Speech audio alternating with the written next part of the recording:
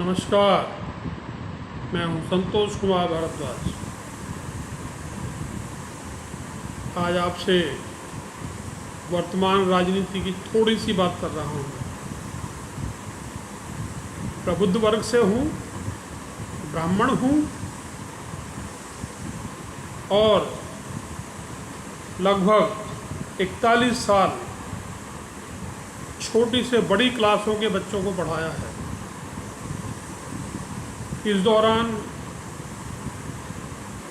बहुत कड़वे अनुभव हुए।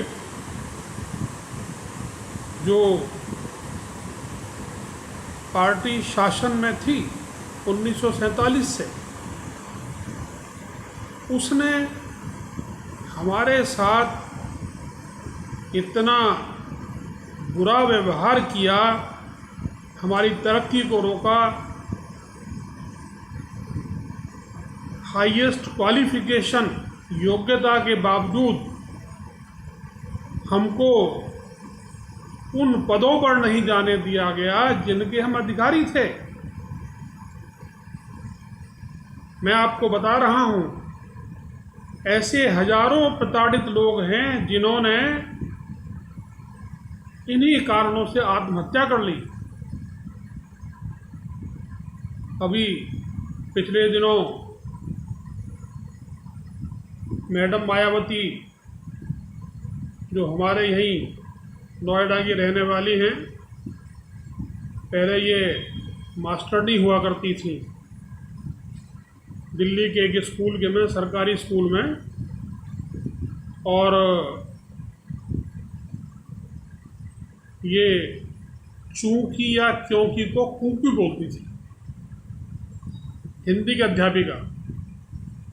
आज भी जब भाषण देती हैं तो एक पूरा वाक्य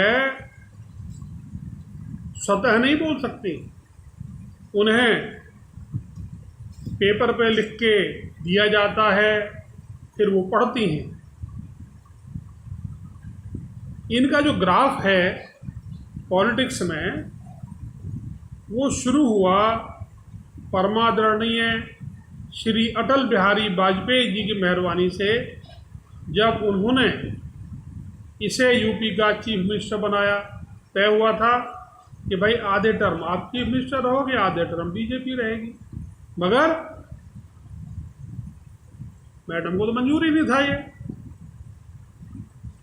नतीजा क्या हुआ आपके सामने। अब पूरा हिंदुस्तान जानता है मैडम को। गले में 5 करोड़ का हार, बहुत महंगा पर्स, इनके लिए चप्पलें लेने के लिए चार्टर्ड प्लेन जाता है बम्बई। जिनकी संपत्ति का कोई और छोर नहीं है। उन्हें समझ आया भाई अब तो यूपी का इलेक्शन हो रहा है और तुम भी कुछ करो। तो इनके एक साथी हैं माननीय सतीश मिश्रा, जो एडवोकेट भी हैं, उन्होंने ब्राह्मण सम्मेलन करने की ठानी। फिर उन्हें कुछ बात याद आ गई पीछे वाली। वो बात क्या थी? तिलक तराजू और तलवार, इनको मारो जूते 4। अरे भाई, तुम तो ब्राह्मणों को जूते मारते थे, अब उनसे वोट कैसे मांग रहे हो? ठीक है, कोई बात नहीं, नाम बदल दो, प्रबुद्ध वर्ग। ब्राह्मण तो छोटा सा वर्ग है ना। प्रबुद्ध वर्ग में तो सारे सवर्ण आ जाते हैं। और सवर्ण भी कौन? मध्यम वर्गीय। भारत का मध्यम वर्ग जो है वही सवर्णों के द्वारा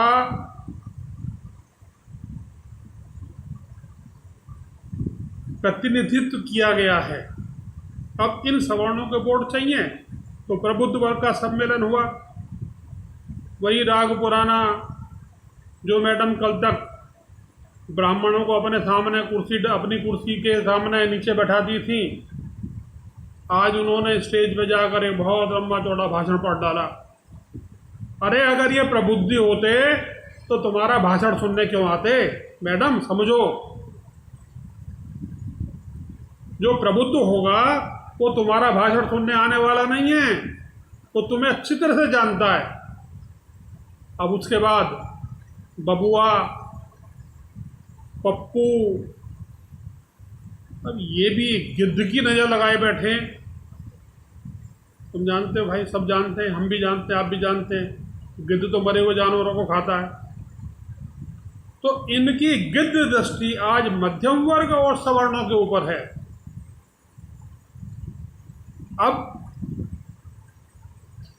बीजेपी को भी चिंता हुई कि भाई तुम ही पीछे क्यों रहो, तुम्हें भी तो वोट चाहिए। अब बीजेपी भी प्रबुद्धों का सम्मेलन करेगी। जब देने की बात आती है तो प्रबुद्धों को नहीं देना, किसको देना है? इंडस्ट्रियलिस्ट को। लाखों करोड़ का लोन इनके पास है बैंकों का। अरे इन्हें लोन तभी दो जब पिछला लोन चुका दें। बार बार लोन पे लोन क्यों दिए जा रहे हो?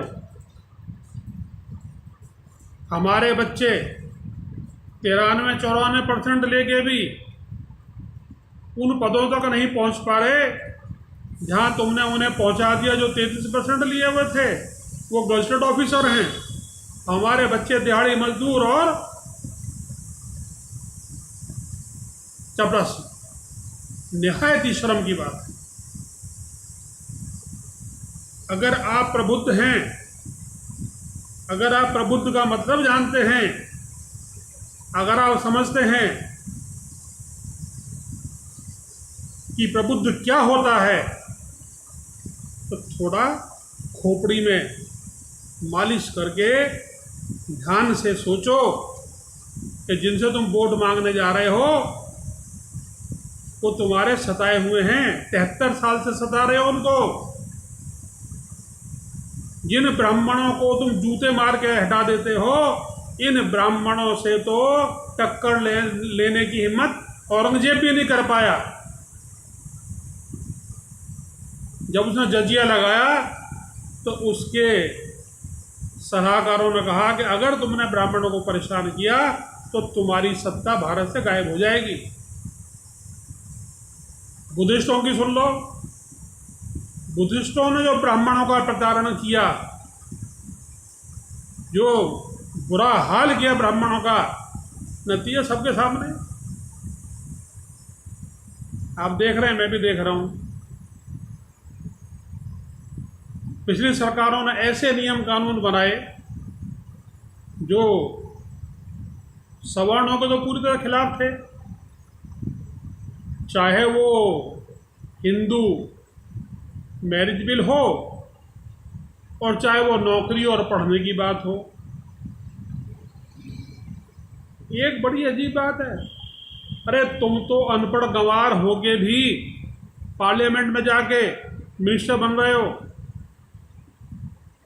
तुम्हारा आपराधिक रिकॉर्ड है, तुम्हें तो फांसी पर लटकना चाहिए था। तुम बना रहे हो कानून। जो कानून तुम बना रहे हो वो कानून किस काम का? वो तो तुम्हारे अपने लिए है। 2013 में 2013 में पिछली सरकार ने एक कानून बनाया था, रेरा बना नहीं। 2016 में कैसे कैसे लोगों ने कोशिश करा के उसको पास करवा लिया। और ये रेरा आज भारत में लाखों करोड़ों लोग परेशान हैं, उनका पैसा अटका हुआ है। और इन बिल्डर्स को आप इनकी संपत्ति को नीलाम तक नहीं कर सकते, इनको जेल तक नहीं भेज सकते, इनको दिवालिया घोषित कर दिया। क्या हुआ? मैं थोड़ा सा भटक गया हूँ, मगर मैं आपको बता रहा हूँ, ये जो लोग जो अपने मकानों का पैसा वापस लेने के लिए भटक रहे हैं, जो मकान लेना चाहते हैं, जो पिछले 15-20 साल से परेशान हैं, ये सब प्रबुद्ध वर्ग के हैं। मेरी बात समझ में आए तो ठीक है, नहीं तो जय राम जी।